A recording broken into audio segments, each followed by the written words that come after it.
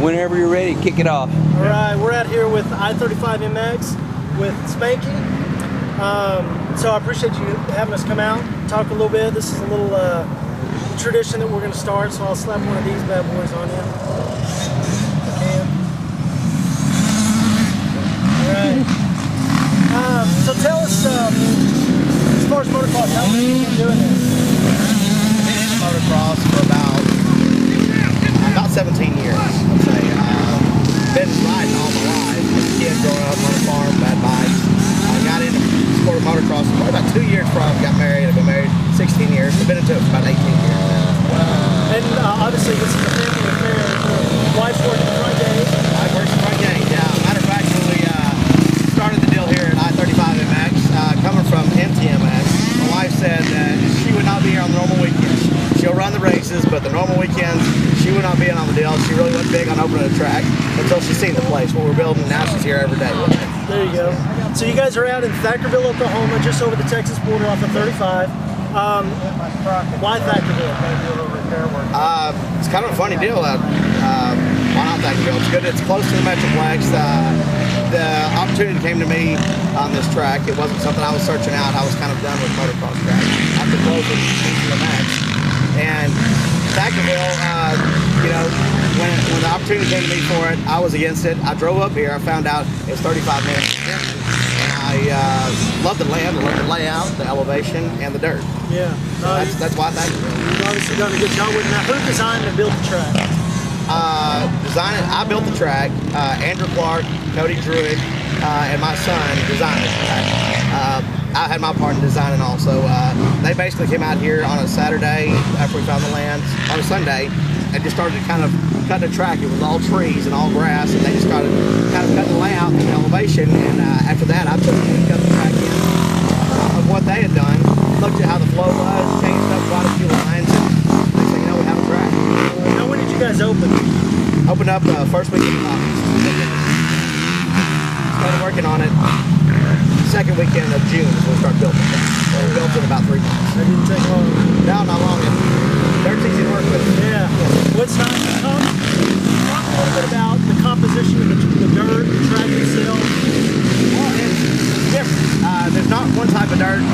You'll hear this type of dirt or that type of dirt. We don't have a certain type of dirt. We have clay, we have loam, we have sugar sand, and a little bit of everything. And then on some of the clay areas, I've mixed more of the loam in with it. In some areas, we've mixed sugar sand in with it. So we got a little bit of everything.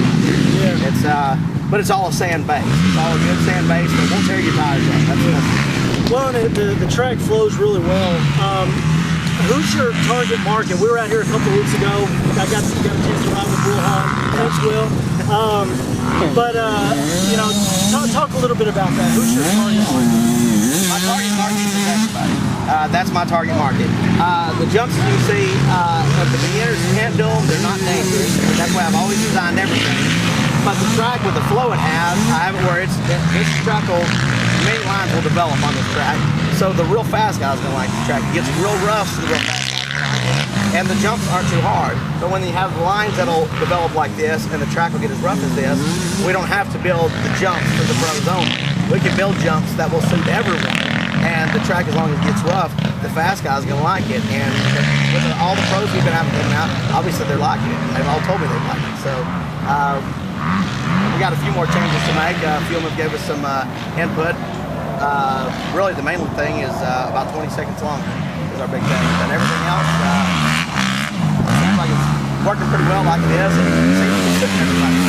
I'm just going to say our market's anybody that rides a dirt bike. There you go. Our Huck says we've got a large motocross presence. There's guys that just ride trails. There's guys that do a little bit of both.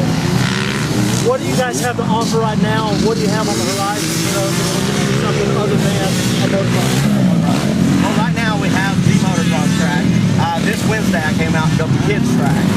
Kids track pretty much complete right now. I'm going to add more to it. We got a kids track / jet bike track. My kids love those jet bikes. And we have trails coming. We've been contacted by the guys with Torn and a couple guys with TCCRA who are promoting TCCRA. And they've all talked about coming out here and putting the track in for us. So it'll definitely be a cross-country track putting at whether we cut it or somewhere else we got. Within the next 6 months we'll have one done. We We've also had a lot of people call with quads want to come ride. Right now, it's bikes only. I do plan on in the future, it might be a year down the road, putting a quad track in.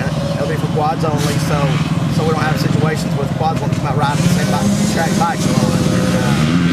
That's never a good combination. Yeah, it gets a little crazy. Yeah. Now we've had a chance to come out here this morning and watch you guys prep on the track. That's a big question that we get when we talk with other people on the forum and just out riding. When we're talking about a track that we've been to, is the layout may be great, but what's the prep like? Tell us about that.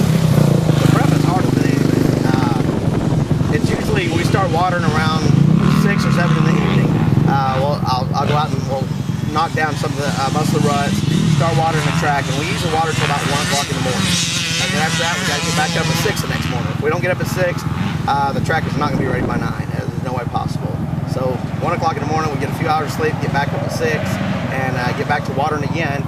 We usually water up till close to 9 o'clock, and while we're tilling the track, dragging the track. Now we noticed several of you guys calling each other Bobby. What's the story behind that? Bobby is he's my water guy. He helps water. He helps me do everything actually. And he's here every weekend to work. And his name's Robert. His buddy started calling him Bobby. It's kind of hard. His name's Robert. They got Bobby. And next thing you know, everybody's calling everybody Bobby. So it's kind of the way it went. That's great. Well, any questions that you have for us as far as Mugstick or what we're about or anything in general? Or anything else you want to say about the track? No, I think I've pretty much covered it. Hope everybody can come out, try it out. Hope you like it. If you don't like it, give me your input. I'm always open to everybody's input. That's the only way we get anywhere. There you go. Awesome. Well, Spanky, thank you for your time, buddy. I appreciate it. All right. Right on.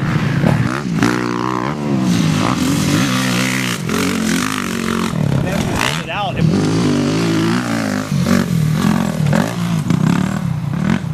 that Barna?